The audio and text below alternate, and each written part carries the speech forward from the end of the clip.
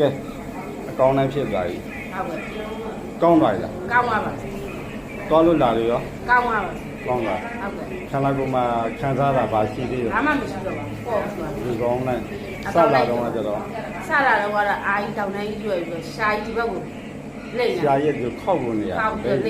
စကားပြောရလည်းမပြီး မပြီးဘူး ဘူးလူကောင်းပိဋိဖြစ်ပါနော် ပြောပါပါ ဒါ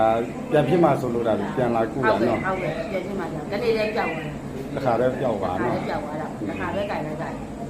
အာကြီးလိမ့် ဒီကလိုက်ပို့တဲ့လူကျေးဇူးတင်ရမှာနော် ဟုတ်ကဲ့အခုပဲကျေးဇူးတရားမှာ တရက်ဘယ်နှကကြောအေးတာခဏပြော သုံးခါကတော့ ဩကောင်းပါလားနော်ဟုတ်တယ်ဆိုဆေးရုံစီကံပြင်းကြားနေမှာနော်ကိုဒီရပြေးလာတော့じゃမှန်သွားနော် ဒီလာတော့နာဝါတော့ပဲ ကိုဘာမှထုံတာ400ကျင်းတာဘာညာကိုမရှိတော့နော်ကောင်းတဲ့အောင်တာတွေဘာညာ ရှိတော့ပါ ကျွန်တော်ခုနပြောလို့စားတော့လေးရှောင်းဒီချိုးလေးဆင်နေပေးတာနော် ဟုတ်ကဲ့ဟုတ် ဘာလို့လဲဖြစ်ပြီးသားကပြန်ဖြစ်ဖို့ရမခဲရင် ဟုတ်ကဲ့ဟုတ်ကဲ့ အဲ့ဒါလေးရှောင်းနေလိုက်ကိုလိုလက်လက်ဆက်ဆက်ဖြစ်တဲ့ဝေဒနာရှင်တွေဘယ်လိုပြောရင်လဲ အော်ဒီဆေးကန်းကိုအမြန်လာပါလို့